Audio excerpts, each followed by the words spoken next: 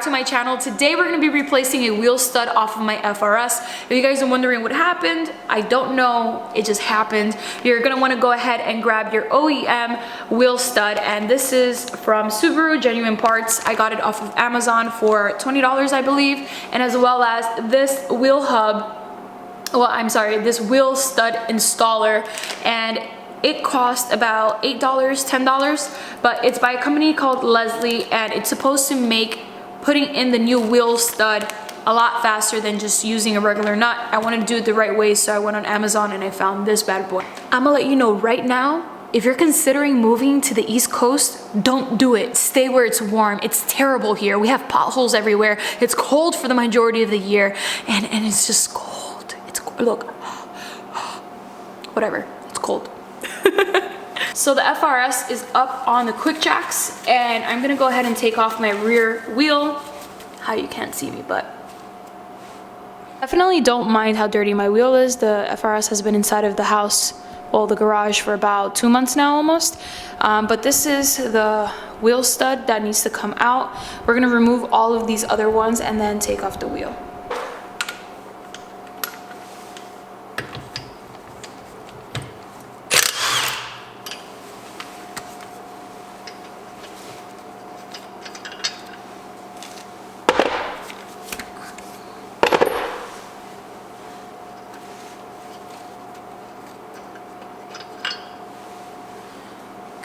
This is what it looks like under here, and the culprit is this guy right over here.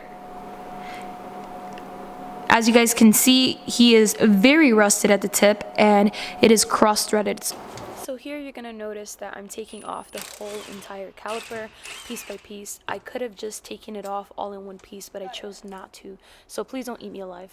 I'm not gonna lie, this is Satan's bolt right now, and I had to use a hammer and my wrench, so we're not gonna talk about it, but I did it and I didn't catch it in time, so I pretty much went like this and I got it out.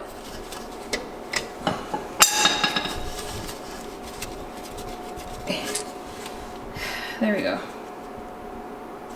And now to take off the top. There we go. Perfect. Bracket should come off smoothly like so.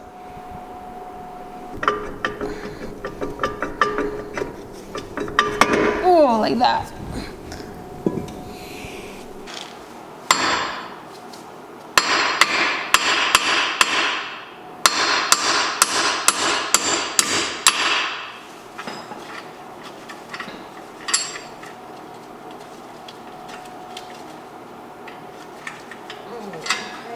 Probably not going to be able to fit this out.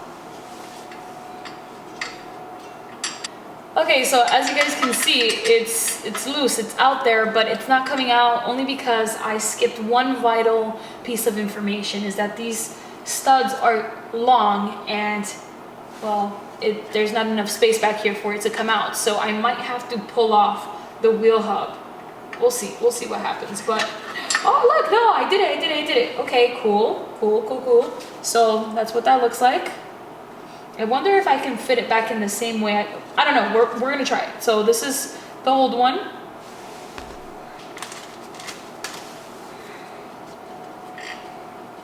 I don't know if, oh shit. Boom. Okay, so I saw a bunch of videos and people were just like making a big deal about removing this whole assembly, but at least for the rear, and that's not the case here. Yay. That made my life so much easier. So we're gonna use this wheel stud installer. It says that all we have to do is put it, oh shit, we have to put it like this, and then we'll be using the lug nut, and then hopefully it'll push in.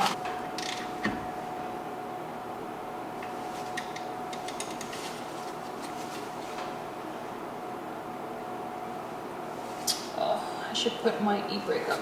Hold on.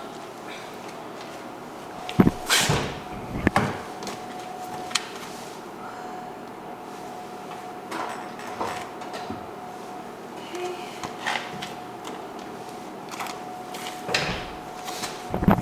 E-brake is up and engaged.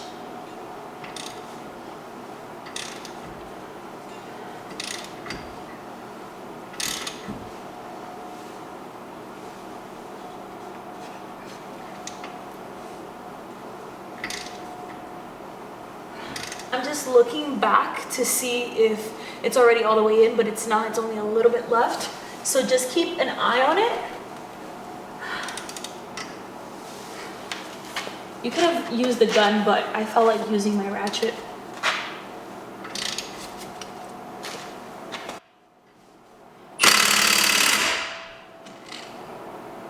It's in, I think. Yeah. Yeah, it's in. Cool. So now to take off.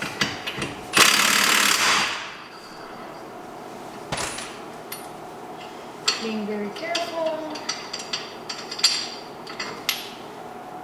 It's in there. And that is how you replace a wheel stud. The rotor back on. I believe.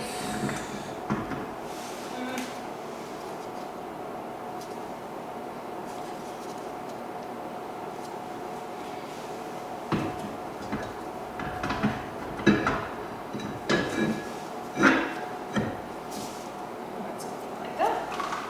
Perfect. We can put back our bracket. Make sure that these things are good. These can actually use a little bit of that grease. Alright, so you're going to want to give your car a hand job for a couple of seconds and we should be good to go.